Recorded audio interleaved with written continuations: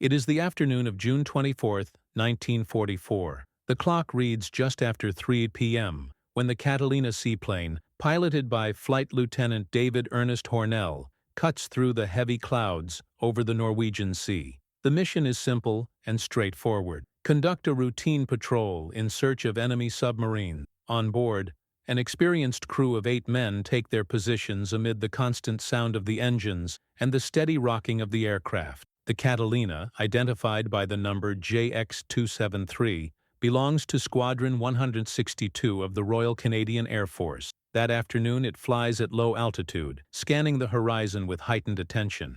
The sea below is rough, gusts of wind rock the plane, and small curtains of rain pass intermittently. Inside the cabin, the mood is one of concentration. Each man knows his role well. Radio operator Sidney Cole remains alert to signals and transmissions from headquarters. Flight engineer Donald Scott monitors the instruments and fuel consumption.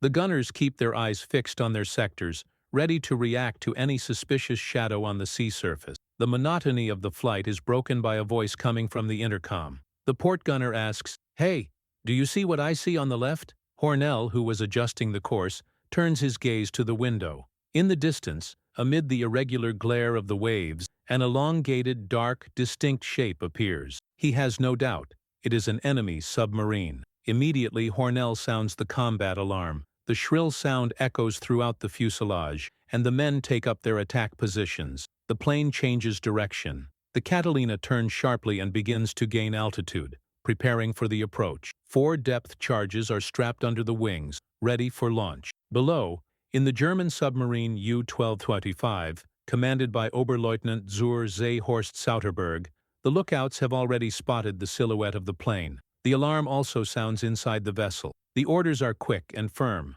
Initiate evasive maneuvers and prepare the anti-aircraft weapons. In seconds, the submarine's deck is transformed into a floating battery. The 20mm and 37mm cannons are aimed at the sky. The Catalina advances in a straight line, facing enemy fire. The first bursts of flak explode around the aircraft, scattering fragments that pierce the fuselage. The metallic sound of bullets piercing aluminum echoes throughout the cabin. Hornell maintains his course. He knows he needs to get closer to launch the charges accurately. The explosions multiply. The Catalina is hit on the right wing. Pieces of the skin come loose, and the plane begins to vibrate. In the cabin, radio operator Cole tries to send a contact message to base. Enemy sighted. Engaging. Approximate position. Before he can finish, a new burst hits the radio compartment. Fragments pierce the panel, and Cole is wounded. He presses his hand against the wound but continues to try to send the report. He does not realize that the system has been destroyed. No signal leaves the plane. Enemy fire intensifies. Tracers arc across the gray sky. The Catalina shakes violently with each impact. Hornell shouts orders. Engineer Scott adjusts the engines to maximum power. Co-pilot Graham Denomi watches the shaking gauges and holds the auxiliary stick to stabilize the flight. The sound of enemy guns is constant. Even under heavy fire, Hornell continues the approach. He reduces altitude, making the Catalina an even easier target, but necessary for an effective attack. The plane is now less than 500 meters from the submarine. The front gunners open fire with their .303 caliber machine guns. Tracer bullets cut through the air and hit the deck of the U-boat. Commander Sauterberg and his men try to respond, but are forced to take cover. The Catalina approaches rapidly. The entire aircraft vibrates with the impact of the projectiles. The 37mm fire hits the right engine. The noise changes tone. Something is wrong. Denomi confirms. The engine is shaking violently and smoke is coming out of the compartment. Hornell orders, "Shut down the right engine," but it's too late. Flames begin to pour out from the sides of the cowling. Even as the fire spreads, Hornell keeps the plane aligned with the target. From the submarine, the Germans see the burning aircraft coming toward them. The commander shouts new orders. The U-boat's propellers spin in an evasive maneuver, trying to escape the point of attack. Hornell adjusts the course with pinpoint accuracy. Smoke from the burning engine covers part of the wing, hindering visibility. Still, he maintains control. The Catalina descends to a few meters above the waves. The sound of the engines is mixed with the deafening noise of gunfire. The plane approaches the target at critical speed. Hornell pulls the lever and releases the 4 depth charges. They fall one by one, forming a perfect arc around the submarine's position. Seconds later, the sea explodes. Columns of water and metal rise dozens of meters. The impact is visible even from the Catalina's cockpit. The crew sees the submarine rock, break apart, and begin to sink rapidly. It is a fatal blow. U-1225 disappears beneath the waves in a matter of seconds. The mission has been accomplished, but the success is short-lived. The plane is now in critical condition. The flames from the right engine increase and spread across the wing. Metal fragments continue to fall off. Hornell feels the aircraft losing lift. He tries to gain altitude, but the controls are heavy and imprecise. The fire begins to reach the fuel. The crew prepares for the worst. Co-pilot Denomi shouts, "We're losing the left engine too." Hornell realizes there is no time to return to base. He decides to attempt a forced landing. The sea surface is covered with high waves, and the headwind makes the procedure even more dangerous. "Brace for impact," he orders. The men grab hold of whatever they can. The Catalina hits the top of a wave and bounces violently, rising again almost 50 meters. Hornell tries to stabilize, but the plane falls again, hitting another series of waves. The noise is deafening. The hull of the seaplane is partially broken, but the structure holds. Finally, after multiple impacts, the Catalina slows down and comes to a halt on the choppy waters, still on fire. The cabin is filled with smoke. Hornell takes a deep breath, assesses the useless instruments, and realizes that, despite the destruction, part of the crew has survived. The plane, however, is doomed. He knows that in a few minutes the fire will reach the fuel tanks and the aircraft will explode. "Everyone out," he orders. The sound of the wind and waves drowns out his words,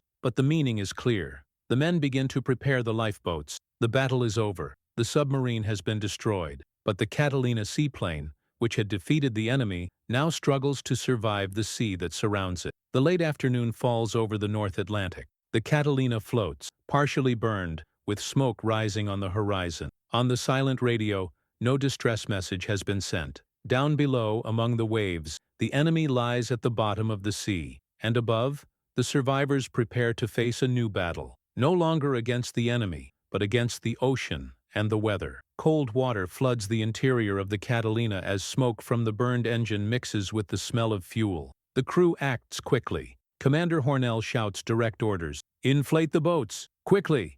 Engineer Donald Scott opens the side hatch and pulls the portside boat release lever, while second engineer Fernand Laurent does the same on the opposite side. The noise of the wind and the sound of crackling metal make communication almost impossible. Still, the men move with precision. The fire spreads across the wings and threatens to reach the fuel tanks. Hornell watches the engines through the window and knows that an explosion is only a matter of minutes away. "Out!" he shouts again. The first crew members jump into the icy sea. The waves rise violently, making every movement a struggle. Radio operator Sidney Cole, still injured, is helped to the hatch by Denomi. He holds the portable radio but hesitates before jumping. "The radio can save us," he gasps. Denomi just nods. "Now, save yourself." The boats touch the water and begin to be pulled away by the force of the wind. Hornell jumps into the water and helps push the main boat, while Scott tries to maintain his balance and tie the safety rope. The waves hit the fuselage, and the plane creaks under the pressure. The sound is metallic, threatening. Within seconds, the Catalina begins to tilt to the right. Flames engulf the rest of the wing. Cole, still holding the radio, looks back and realizes they haven't managed to take the communication equipment with them. "The radio! They'll never find us without it!" he shouts. Before anyone can stop him, he turns and starts swimming back toward the plane. Hornell tries to stop him. "Don't go back. It's too dangerous." But Cole doesn't listen. He reaches the burning fuselage and tries to force the door open, shouting through the smoke. Within seconds, an explosion rocks the sea. The Catalina breaks in half and begins to sink. The impact of the explosion knocks everyone down. Metal fragments and pieces of canvas fall on the group. The aircraft quickly disappears beneath the waves, leaving only debris and the smell of fuel in the air. Hornell emerges to the surface, coughing, and desperately searches for the men. "Count heads," he orders. 7 respond. 1 is missing. Laurent. The crew looks around, turning the boat in all directions, trying to see something among the waves. Visibility is minimal. The wind pushes the boat, and the current separates them from possible debris. Minutes later, the gunner points to the horizon. "There! I saw him. It is a small silhouette. a second inflatable boat bobbing in the distance. Hornell and Scott row with their hands, forcing the boat against the wind. The crossing is slow and exhausting. After several minutes they reach Laurent. He is slumped over the boat, almost unconscious, but alive. The group joins together, tying the two boats with a makeshift rope. For a few moments there is a sense of relief, but the sea takes its toll again. A larger wave rises and throws water into the boats. Laurent's boat, already damaged, begins to fill with air and water at the same time. The fabric gives way. With a sudden bang, the boat explodes, throwing two men into the sea. The situation becomes critical. Everyone tries to cling to the only remaining boat. It is impossible to accommodate all 8 men. Hornell assesses the situation in seconds and makes a decision. He and 2 others will remain in the water. "We'll take turns," he says. No one stays behind. He holds on tight to the edge of the boat and instructs the others to bail out the water that is coming in. The sea is in constant motion, and the cold is intense. Their soaked flight suits make any attempt at movement difficult.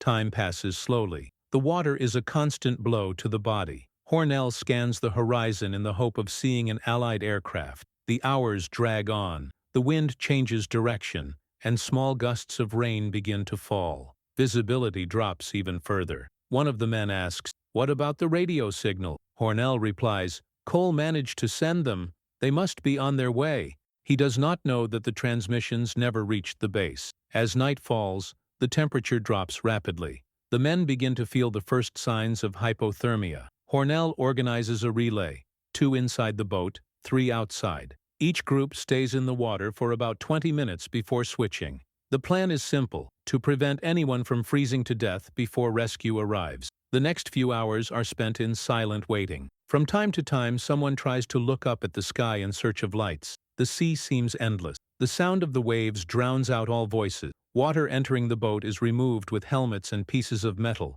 but the effort is futile. The sea wins every minute. Still, Hornell maintains discipline. He repeats orders in a firm voice, controlling the panic. Around 10 p.m., a distant sound cuts through the wind. The group stands up. A dark spot crosses the sky. It's an aircraft, a new Catalina on patrol. "Flares!" Denomi shouts. The gunner pulls the flare and fires. A red light rises and explodes in the sky, illuminating the sea for a few seconds. Everyone waves, shouts, tries to be seen. The aircraft continues on its course without reacting. Silence returns. Minutes later, they fire another flare. Same result. The aircraft continues. When the third is launched, the Catalina finally changes course and makes a turn. The sound of the engines increases. The rescue plane operator confirms by radio. Survivors adrift at 63 digs north, 0 dig 30 minutes west. Conditions impossible for landing. Requesting rescue boat. The news restores some of the group's spirits. They now know they have been seen. On board the Catalina, the crew sends the coordinates to the base in the Shetland Islands. The high-speed boat HSL 25507 is dispatched on a rescue mission. It is estimated to take several hours to arrive. At sea, Hornell and his men still face waves up to 3 meters high and the bitter cold of the North Atlantic. The patrol plane continues to circle the area, signaling with lights in Morse code. "Rescue on the way. Hold position." The men in the boat respond with small improvised mirrors. The following hours are pure endurance. The wind does not let up, and the cold intensifies. Laurent's body begins to shake uncontrollably. Hornell holds his arm and tries to keep him awake. Denomi continues to bail water out of the boat, while Scott tries to hold the rope that anchors them to a piece of floating debris. The Catalina support plane stays as long as possible, until its fuel runs out. Before returning to base, it sends one last message to the operations center. "Crew still alive. Need immediate assistance." The plane then turns west and disappears over the horizon. The sea is once again just darkness and wind. As dawn approaches, Hornell keeps up the shifts. With each cycle, a new man enters the water and another returns to the boat. The system is cruel, but it works. Everyone is still breathing. Discipline is now the only thing separating the crew from total collapse. As the cold continues to punish them, the narrator ends the passage on a note of growing tension, preparing the viewer for what is to come: the long struggle for survival in the heart of the Atlantic. For those who follow this type of story and want to understand how a group of men face the impossible, It is worth subscribing and continuing to watch this real mission that marked World War II. The early hours of dawn slowly advance over the North Atlantic. The cold is extreme. The wind cuts into their faces, and the sea salt burns the survivors' eyes. The small inflatable boat rocks violently with each new wave. The Catalina's engine is no longer visible. Only debris floats in the distance, mixed with pieces of metal and fuel. The 8 remaining men now fight against time, cold, and exhaustion. Commander David Hornell maintains control of the situation. His voice is firm, though tired. He organizes shifts to stay in the water. 3 men at a time remain inside the boat, while 2 others take turns holding the edges from the outside. The goal is clear: to prevent everyone from freezing at the same time. The waves show no mercy. With each new impact, water floods the boat and must be removed with helmets, cans, or even their hands. Engineer Donald Scott tries to improvise a way to protect the boat from the wind, using pieces of fabric from flight jacket, but the material is soaked and the cold is relentless. Co-pilot Graham Denomi watches the men one by one, making sure no one loses consciousness. The water temperature is close to 0. The body begins to fail after a few minutes of direct exposure. Gunner Laurent, who had been rescued earlier after the second boat exploded, shows the first signs of exhaustion. He shivers uncontrollably and speaks in disconnected sentences. Hornell tries to keep him awake by tapping him lightly on the shoulder. "Stay with me, Laurent. Hang in there." The man responds with a blank stare. The narrator describes the moment bluntly. The human body's reaction time to hypothermia is short. In less than an hour, heat loss is irreversible. The hours pass, and the sun begins to rise timidly on the horizon. The color of the sea changes, but the cold does not diminish. The crew looks to the sky in search of the rescue Catalina. At 8 o'clock in the morning, they spot a dot overhead. It is another Allied aircraft, a consolidated B-24 Liberator on patrol. The group begins to shout and wave. Denomi prepares the last emergency flare. He lights the fuse and fires it. The red flame rises, streaking through the air before fading over the waves. From above, the plane notices the movement. The aircraft commander adjusts course and approaches, confirming the presence of survivors. He circles the site twice and sends a message via radio. "Survivors located at 63° north, 0° 30 minutes west. Extreme conditions. Requesting immediate support." The plane cannot land, but drops supplies, a container with food, blankets, and a new boat. The men watch the container fall, but the wind carries it away. It hits the water about 400 meters away and begins to float. Hornell assesses the risk. "We can't get there," says Scott, exhausted. "The currents are too strong." Even so, the commander tries to encourage the group. He knows that the boat could capsize at any moment, and any attempt to swim would be fatal. They remain motionless, watching the container disappear on the horizon. The narrator describes it accurately. At 9:20 a.m., after more than 15 hours adrift, the group has only one partially damaged boat left. The fabric is beginning to give way at the seams, and seawater is already covering the ankles of the men inside. Engineer Scott continues to throw water out with his helmet. Denomi keeps watch. Hornell, from time to time, forces himself to dive into the water, switching places with another man, even though he is weakened. Radio communication remains impossible. The portable equipment that Cole tried to rescue was destroyed in the Catalina explosion. Their only hope is the messages sent by the reconnaissance aircraft, which they believe have reached the base. However, rescue by sea will still take hours to arrive. Around 11 a.m., the wind picks up,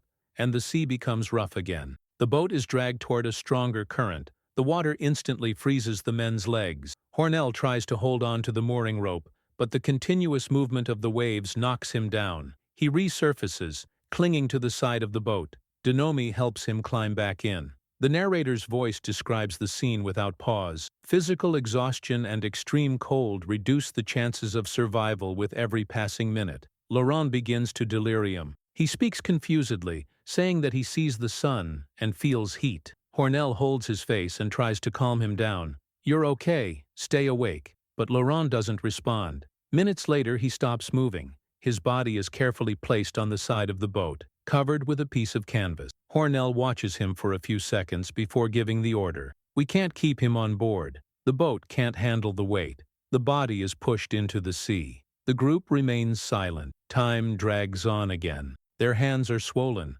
and the cold prevents any precise movement. The narrator reports the technical details of the situation. The crew's body temperatures are already below 32 degrees Celsius. Speech becomes slow, and consciousness intermittent. The water continues to rise inside the boat. They try to remove the excess, but they no longer have enough strength. In the early afternoon, a new engine sound is heard. The group tries to stand up, but the sudden movement causes the boat to rock dangerously. A Catalina appears again in the sky, flying low. It circles the area and signals with lights. The crew responds with arm movement. The plane is unable to land due to sea conditions, but sends a new position message to the outpost in the Shetland Islands, where the rescue boat HSL 25507 had already been dispatched. The support Catalina drops a second supply package. The wind, again, blows the items away. This time, a small box of flares falls less than 100 meters away. Denomi tries to reach it with a makeshift pole, but the current pushes everything away. The plane's fuel is running low, and after 2 hours of flying,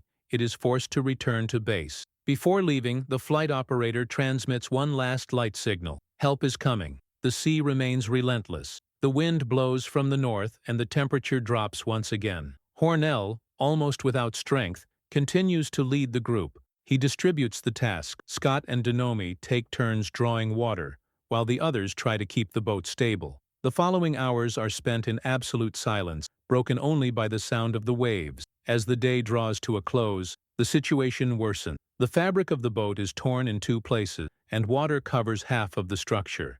The men are now partially submerged at all times. The cold causes muscle spasms and intermittent loss of consciousness. The narrator explains, after nearly 20 hours adrift, the chances of survival are drastically reduced. The arrival of rescue is a race against time. The sun begins to set again, and the light turns gray. The group can no longer make out the horizon. Hornell tries to stay awake, but his vision begins to blur. Denomi holds him by the shoulders and repeats, "We're almost there, Commander.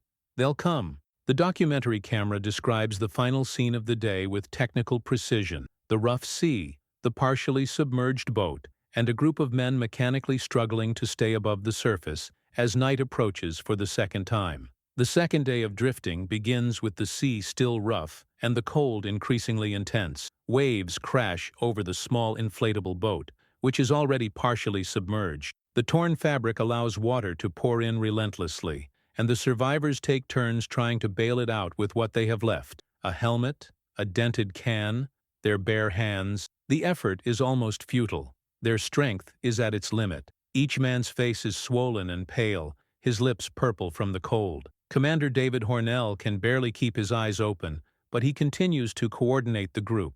He speaks in a weak voice, repeating simple orders. Stay calm. Hold on tight. Bail out the water. Co-pilot Graham Denomi scans the horizon, looking for any sign of the promised rescue. The patrol aircraft had transmitted their coordinates the day before. The rescue boat HSL 25507 had left the Shetland Islands hours earlier. All they could do now was hold out until it arrived. The sea shows no mercy. The wind blows strong and steady, pushing the boat northeast. The group estimates that they must be more than 50 kilometers from their original position. The ambient temperature drops with every passing hour. Engineer Donald Scott tries to adjust the mooring rope, but his hands shake so much that he can barely hold the knot. Exhaustion is total. Around noon, a distant noise breaks the monotonous sound of the wind. It is an engine. Everyone looks up at the same time. In the sky, a large plane approaches. It is a Boeing B-17 Flying Fortress, used for search and rescue missions. The group begins to wave frantically. Denomi fires the last flare. The red light rises and explodes, illuminating the waves for a few seconds. The plane sees the group and begins an approach maneuver. From the lower compartment, something is thrown, a wooden boat equipped with supplies and a radio. The equipment opens the parachutes, but the strong wind pushes it away. The men watch as the boat descends toward the sea, falling more than 400 meters away. The current carries it even further. The crew tries to reach it, but it is impossible. Hornell, even without being able to see properly, begins to swim toward the boat. Denomi tries to stop him, but he insists. "If we reach it, we can survive," he shouts. The sea, however, is faster. The waves rise and cover the distance between them and the boat in a matter of minutes. Hornell swims with difficulty, but he is extremely tired. The cold paralyzes his arms. Two men jump into the water to bring him back. He struggles to continue, but soon loses strength. They hold him and drag him back to the inflatable boat. The narrator details precisely. After nearly 21 hours at sea, Commander David Hornell shows advanced signs of hypothermia. His consciousness is reduced, and his speech is confused. The men try to warm him up, but there is no way. The waves continue to crash hard, and the boat's structure sinks deeper and deeper. The sea surface now covers half of the survivors' bodies. At 4:20 p.m., a new aircraft appears on the horizon. It releases colored smoke to signal the arrival of the rescue. On board the HSL 25507, British sailors spot the smoke and adjust their course. The boat cuts through the waves at high speed, battling the current. At 5 p.m., the rescue team spots the group adrift. The operation is immediate. One of the sailors throws himself into the water tied to a rope and swims to the boat. He helps the men secure themselves. One by one, they are hoisted onto the deck. When it is Hornell's turn, he is conscious but very weak. He is placed on the deck, covered with blankets, and given first aid. The doctors on board perform CPR and try to warm him up.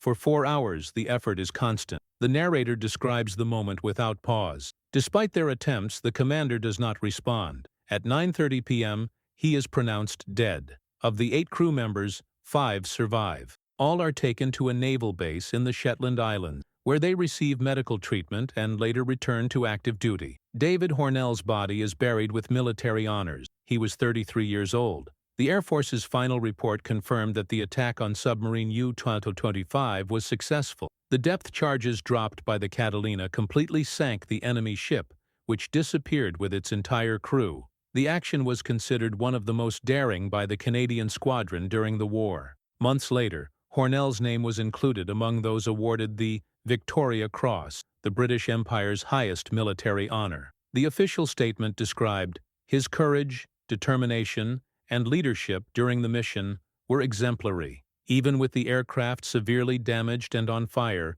he persisted until he completed the attack and ensured the success of the operation." Radio records and the logbook confirm that, until the very last moment, Hornell remained calm and in command of the crew. Survivors reported that he refused to take a place in the lifeboat while others were still in the water. His conduct was described by his colleagues as that of a man who never hesitated to put others before himself. The documentary shows archival footage, photos of the crew, the Catalina from Squadron 162, and the wreckage of the enemy submarine found months later. The narration reinforces the numbers. The attack took place about 240 kilometers off the Norwegian coast. U-225 was destroyed by 4 depth charges launched with total precision. The air patrol completed 14 hours of flight before the forced landing. The rescue of the survivors was officially recorded as one of the most difficult in the North Atlantic during 1944. Weather conditions prevented any direct air support, and the maritime operation took almost 22 hours to locate the group. The crew of the boat, HSL 25507, received formal recognition for bravery and efficiency in rescues on the high seas. In historical records, Commander Hornell's name remained associated with the mission that destroyed the German submarine and demonstrated the extreme risk faced by patrol crews. His Victoria Cross was posthumously presented to his wife at a ceremony in Toronto in 1945. Since then, the feat has been remembered in official Royal Canadian Air Force reports as an example of resilience and discipline in combat. This was the complete account of the mission of Catalina JX-273, the seaplane that challenged a German submarine and was swallowed by the ocean itself. Leave your comment on what caught your attention most in this true story. If you liked this content, like the video, share it, and subscribe to the channel to follow more historical accounts like this one.